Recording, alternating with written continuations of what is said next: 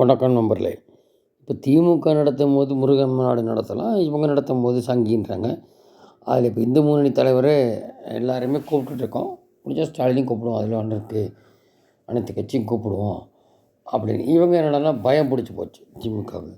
இந்து முன்னணி அதுவும் மாநாடு நடத்துவோம் மதுரையில் இன்னும் 2 டேஸில், அதான் இந்த மாதிரி குறிப்பிட்றாங்க. அப்புறம் அதே மாதிரி கலப்புறது, அண்ணாமலை பதவி தரல, இதெல்லாம் திமுக வரும். ஆனால் என்னென்னா இப்போ அமித்ஷா வந்துட்டு போனப்புறம் இங்கே அந்த பேட்டி கொடுக்குறாரு, பண்ணுறீங்க எல்லாம் பண்ண வச்சுட்டாரு. கொஞ்சம் ரெஸ்ட்டு கட்டு தான். இதுக்கடையில் அவருக்கு வந்து அந்த அகில இந்திய சொல்லி இந்த பொதுச் செயலாளரோ இந்த தென் மாவட்டம் கண்ணிக்கிறது எல்லாமே வரும். இப்போ குறிப்பாக தலைவர் இப்போது இல்லை, செகண்ட் டைமுக்கு ஒரு வேளை நெக்ஸ்ட் இருக்கலாம். ஆனால் தொகுதி பங்குதீடு பேச ஏடிஎம் கட்ட இவர் தான் சரியான. இல்லாட்டி எல்முருகன் வரிசையில் நயினார் கொடுக்குறத வாங்கி போயிட்டாருன்னா சிக்கல். அதாவது பார்லிமெண்ட்டில் 72 தொகுதி செகண்ட் பொசிஷன் வந்தது, ஆர் ஃபஸ்ட் பொசிஷன் சில இதெல்லாம் இருக்குது, ஏடிஎம்கே பின்னுக்கு தள்ளினா அதில் ஒரு 40-50 சீட் எதிர்பார்க்குறாங்க. அதுதான் இந்த கூட்டணியோட வந்து வின் பண்ணணும். கணக்கு என்னென்னா ஒரு 40-50 சீட் வந்துட்டாங்கன்னா அப்புறம் ஈஸியாக உங்களுக்கு டிஎம்கே உடைக்கலாம், ஆட்சியை அமைச்சிடலாம். அதுதான் அண்ணாமலை அடிக்கடி குறிப்பிடுறது. அப்போ இப்போ தலைவர் இல்லை, தொகுதி பங்கெடுக்குமா அவன் அலற ஆரம்பிச்சிடுவான் ஏடிஎம்கேலாம் உட்பட. ஸோ கண்டிப்பாக அந்த விஷயம் அவங்க கீ பொசிஷன் பண்ணுவாங்களோட தெரியுது அண்ணாமலை ஒரு பக்கம்.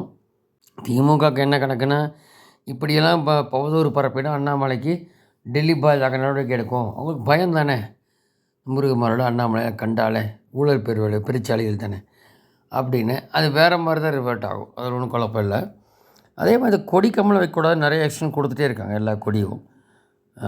அதுக்கு வந்து மறுபடியும் இப்போ ஜூலை 2 தான் சொல்லியிருக்கேன் கடைசி நாள். அது இன்னும் கொடிக்கம்பம் இருந்தால் ஃபைன் போடுறது, இந்த ஃப்ளெக்ஸ் போர்டு இருந்தால் ஆள் உயர ஃப்ளெக்ஸ் போர்டில் வைக்கிறது இல்லையா, இதுக்கெல்லாம் வந்து நிறைய கேடு கொடுத்தாச்சு. என்னென்னா இப்போ கலெக்டர் லெவலில் கொடுத்துருது, இந்த டிஸ்ட்ரிக்ட் கலெக்டர். அவங்க கலெக்டர் தான் கேட்கணுமோ, அவங்க கோர்ட் ஆர்டரும் போது கலெக்டர் தான் அதை செஞ்சாகணும்.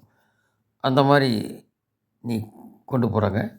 ஸோ ஜூலை 2க்கு அப்புறம் அந்த மாதிரி எதுக்கு கொடிக்கம்பம் ப்ரைவேட்டாக இருக்கக்கூடாது பொது இடத்துல அப்படிங்கிறது வந்து காட்டாங்க. இது என்னென்னா ஒரு பக்கம் டாஸ்மாகில் இந்த ஆகாசு விசாகெல்லாம் வந்து அந்த சீல் வச்சாங்க இல்லையா அமலாக்கத்துறை, அந்த சீல் வச்சதுக்கு எப்படி என்ன இதில் வச்சாங்கன்னு இப்போ சீல் எடுத்துட்டாங்கன்றாங்க.